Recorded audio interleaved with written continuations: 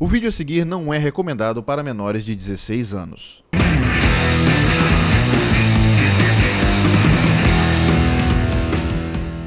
Olá, recrutas! Eu sou o Mike e sejam todos bem-vindos a mais um vídeo aqui no canal do General Nerd. Antes de começar esse vídeo, como eu sempre peço pra vocês, se inscreva no canal se você ainda não é inscrito, me siga nas redes sociais se você ainda não me segue, os links estão na descrição pra vocês. E vamos falar desta vez, geralmente eu faço um bom ou bosta, sem spoilers, mas como eu estava em São Paulo na CCXP 2018, eu demorei pra um caralho pra soltar esse vídeo, não faz muito sentido mais eu fazer uma crítica sem spoilers, já que afinal de contas muita gente já foi ver Aquaman. Então sim, essa crítica vai ter spoilers do filme inteiro, tá bom? Então Aquaman, ele é um filme que ele é alvo de crítica desde que ele foi anunciado, porque começo de conversa, Aquaman sempre foi o inútil. Ele sempre foi o personagem meme, ele sempre foi o personagem sempre ligado àquela imagem que ele tinha nos desenhos da Hanna-Barbera, dos Super Amigos, etc. E quando foi escalado Jason Momoa pra ser o Aquaman no universo da DC, muita gente torceu o nariz, porque Jason Momoa era conhecido por ser o Khal Drogo, que era um personagem só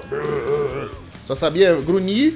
E depois teve o Conan, que não foi lá essas coisas. Então Jason Momoa sempre era trazido como assim, não é um bom ator. Mas mais uma vez a gente viu a história se repetindo, né? Porque falaram a mesma coisa de Gal Gadot. Eu mesmo falei a mesma coisa sobre Gal Gadot. E aí, tomei na tarraqueta.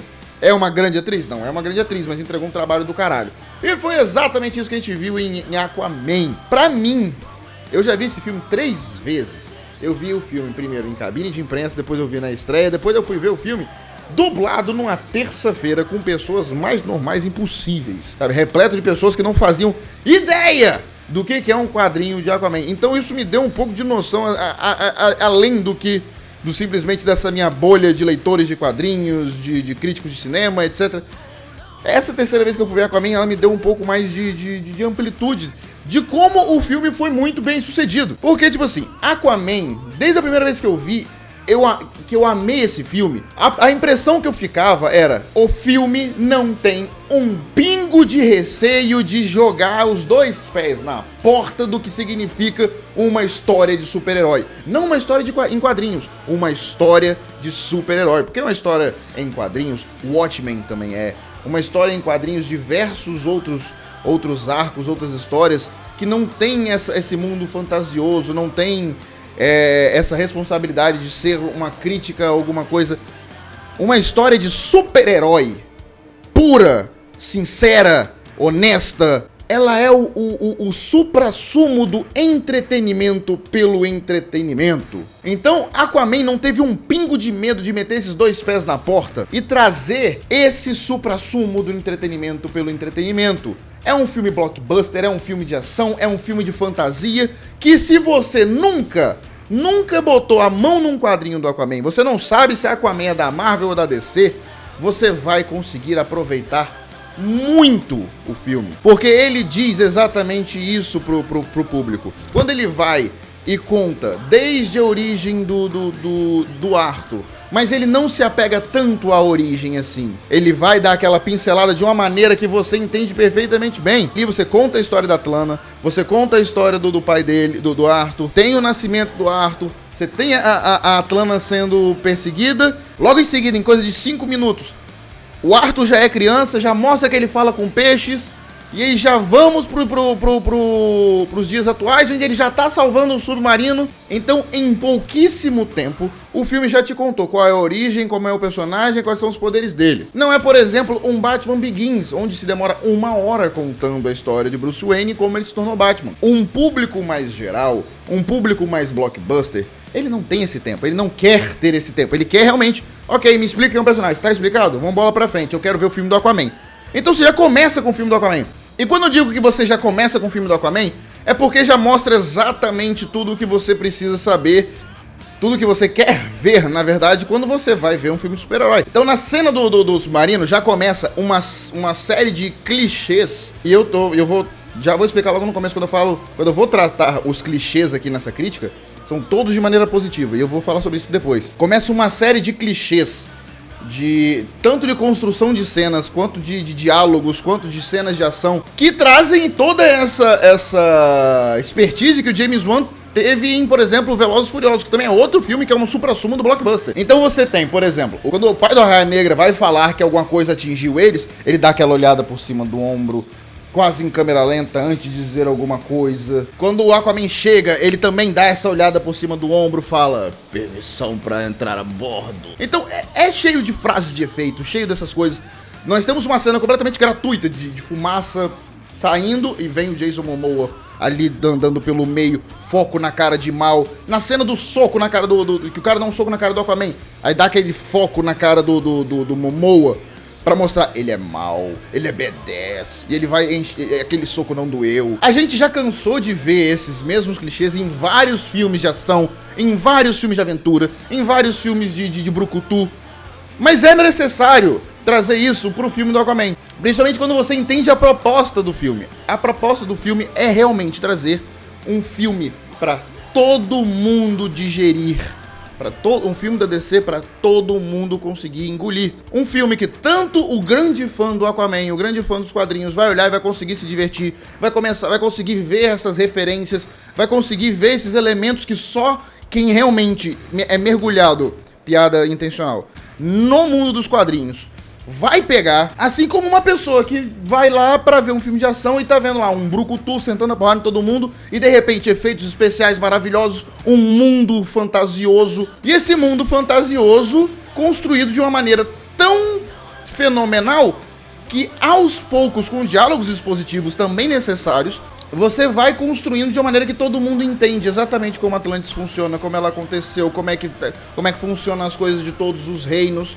Se você nunca conheceu a história do Aquaman, você sai de lá sabendo que existe Shebel, existe os pescadores, existe o fosso e por aí vai. Você entende que o reino ele foi dividido, você entende toda a estrutura de Atlântida e ainda assim você não sente que você foi perder o tempo sendo explicado e que não sei o que, e você consegue ficar maravilhado com a concepção visual do que eles fizeram de Atlântida. Eles pensaram assim, beleza, vamos fazer um mundo completamente avançado, tecnologicamente, um mundo surreal, um mundo fantasioso, debaixo d'água. Então toda essa construção vem desse primeiro argumento que eu usei falando, o filme não tem medo de ser um filme de super-herói. Nós temos tanto uma parte acontecendo na superfície, que você sente que são quase dois filmes diferentes, até que eles se juntam, né? A primeira parte é focado muito no Arthur, lá na Terra, enquanto outra parte do filme é focado em Atlântida, embaixo d'água. E aí, como eu falo que são dois filmes diferentes, porque você vê trilhas sonoras diferentes, fotografias diferentes, estilos de edição diferentes, enquanto tá lá na superfície. Quando você vem pra Atlântida, você muda a trilha sonora, você muda a direção. A direção não, mas você muda a fotografia, você muda o estilo de como as cenas são mostradas. Pra quê? É pra criar essa dicotomia dos dois mundos. Então quando o Arthur ele vai pra Atlântida, que ele é capturado, nós vemos mais ou menos esse mundo se juntando, essas duas maneiras de contar o filme se juntando. E realmente o filme ele se dispõe a que cada hora que ele vai contar uma etapa diferente, ele toma a liberdade de falar o seguinte, olha, sabe, eu não quero ser um filme em unidade, onde todo tem o mesmo estilo, tudo a mesma trilha sonora, tudo a mesma fotografia, não. Por exemplo, quando eles vão pro deserto, que pra mim é um das sequências mais incríveis que tem, quando o assunto é construção do personagem do Arthur e da Mera, é onde você tem um pouco mais de liberdade pro Jason Momoa se entregar ao personagem, mostrar um pouco mais dele. Não que vai ser assim, nossa, olha a evolução de como o Arthur ele entendeu isso. Não, eu tô falando de você se apegar, você conhecer, você como espectador se aprofundar mais em como é o Arthur dialogando ou coisa parecida, sem estar nessas condições de caralho, eu tenho que entrar em combate. Então naquela sequência do deserto, nós temos a trilha sonora quase da Disney. Se você parar pra ver assim, só a trilha sonora parece que é a trilha sonora de Aladdin. Isso estando no deserto, com cores extremamente saturadas e etc. Assim como nós temos também a sequência da Sicília, lá na Itália, também cor saturada pra cacete, muito focada no vermelho do cabelo da Mera.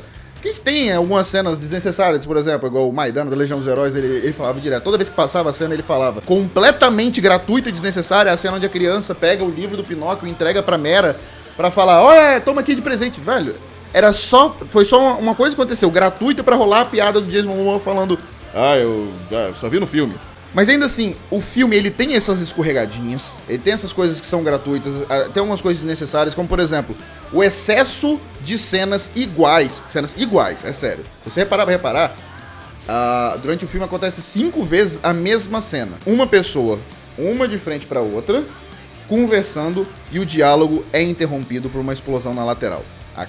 A câmera aqui olhando os dois e vem uma explosão na lateral. Acontece umas 5 vezes a mesma coisa. Quando a Atlanna é capturada, quando eles estão lá no barco, lá com aquela bolha de ar, quando eles descobrem, quando eles estão na Sicília. Então você tem diversas vezes a mesma cena se repetindo. É difícil você não reparar que é a mesma cena acontecendo, e depois da segunda, terceira vez você já tá de saco cheio de ver isso. Assim como também outro ponto fraco pra mim foi como o Arraia Negra foi trabalhado. É um ótimo personagem, apresentaram um ótimo vilão, com ótima motivação, tanto é que eu falo, a Arraia Negra não fez nada de errado, o Orm não fez nada de errado, o Orm tava certo.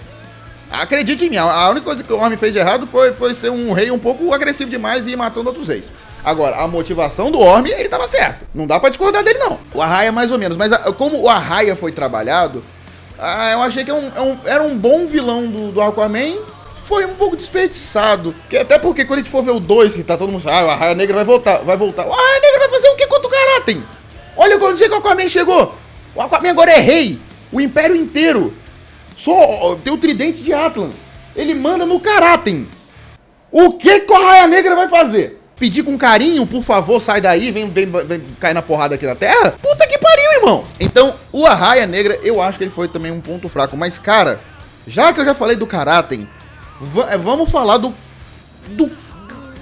a parte que você tá batendo palma com a mão, com o pé e com o cu lá pro filme. Que puta que pariu, que é a sequência a partir depois da batalha contra o Arraia Negra, dali em diante, toda essa parte de ir no fosso e procurar pela última pista, e você vai e descobrir que a mãe dele tava viva, e a briga contra o Karaten, e de repente a guerra acontecendo. Velho, toda essa sequência você não consegue respirar.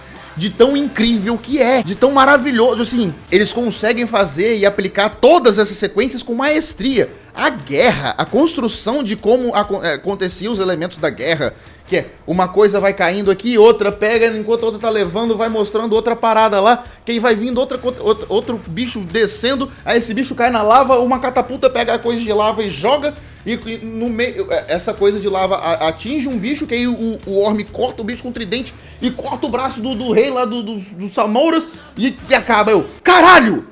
Eu nem vi acontecendo isso aí tudo. Então, toda a sequência da guerra, e aí depois ela é muito bem construída, que daqui a pouco sobe os tentáculos do Karaten, e em cima do Karaten tá o Jason Momoa lá, tá o Aquaman.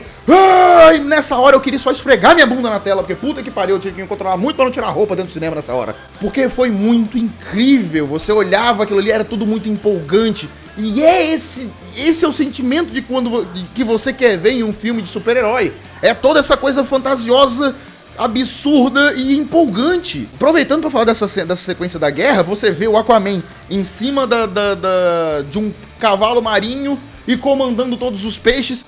Esse é o recado do James Wan, falando o seguinte: eu estou matando o meme. Eu estou matando a má reputação do Aquaman.